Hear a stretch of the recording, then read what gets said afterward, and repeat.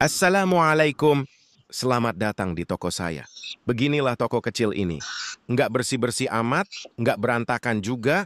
Pokoknya rapi ala-ala toko pancing. Yang penting barangnya lengkap. Di atas itu soplur gantung, di samping soprok, di bawah sendal, di pojokan ada rengge, dan jangan kaget. Di meja ada ulat bumbung yang selalu ngeliatin saya. Kayak dia juga ikut jaga toko. Setiap orang yang masuk selalu bingung, ini toko pancing atau toko sendal, Bang? Saya jawab, tenang. Dua-duanya ada, yang tidak ada cuma pembeli tetap. Hei, baru juga saya datang. Tas baru saya taruh. Rak malah belum sempat saya sentuh. Tiba-tiba datang segerombolan anak SD. Datangnya kompak, kayak rombongan study tour. Tapi ini study tour mencari ulat bumbung. Mereka masuk dengan semangat yang lebih besar dari ukuran tas sekolahnya. Sebelum saya sempat bilang tunggu sebentar, tangan mereka sudah sibuk lihat sana-sini. Ada yang lihat soplur, ada yang colek sendal, ada yang ngintip-ngintip ulat bumbung, kayak lagi survei harga kambing kurban. Saya cuma bisa senyum, karena begitulah anak-anak SD. Kalau belanja, suaranya kayak lagi lomba siapa paling keras. Toko saya langsung hidup, padahal tadi sunyi kayak toko elektronik pas mati lampu. Yang lucunya, mereka kalau memilih barang itu lama. Pelampung dipegang, ditaruh, dipegang lagi. Ditaruh, dipegang sekali lagi, sampai saya mikir, ini pelampung mau dibeli atau mau dimandiin dulu? Ulat bumbung juga jadi perhatian. Ada yang lihat ulat sambil mundur pelan-pelan, ada yang lihat ulat sambil maju kayak pemberani, dan ada yang lihat ulat sambil ketawa, kayak ulatnya lagi stand-up comedy.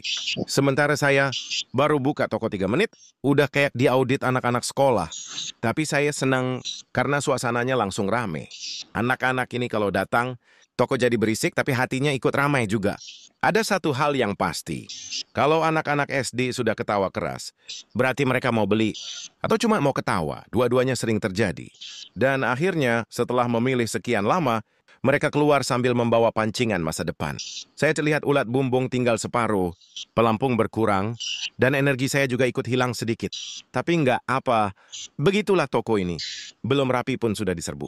Yang penting pagi ini dimulai dengan keramaian, bukan dengan sepi.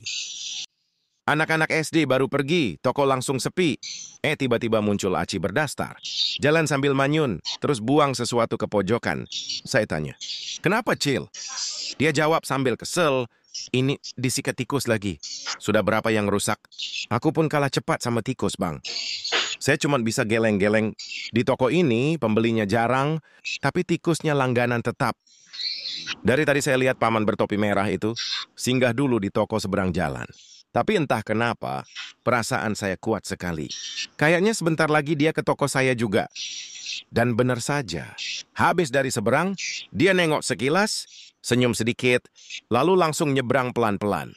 Begitu masuk, dia bilang, "Bang, cari alat pancing lagi yang kemarin patah." Saya cuma bisa senyum. Ternyata feeling saya lebih tajam daripada kail pancing yang dia beli. Tak lama setelah paman pergi, tiba-tiba dari luar terdengar suara khas yang selalu bikin saya nengok. Win, Win. Saya langsung jawab, ya wah. Dan ternyata benar. Yang datang itu Uwa Bedu, Pak Tua yang suaranya kadang lebih keras daripada kipas toko saya. Dia masuk sambil senyum-senyum, terus bilang, Win, cari rengge pagar yang kemarin itu. Masih ada kan? Saya ambilkan sambil ngobrol santai. Wah, memang kalau datang, pasti ada cerita baru. Mulai dari mancing hujan, sampai gosip ikan yang kabur dari ember.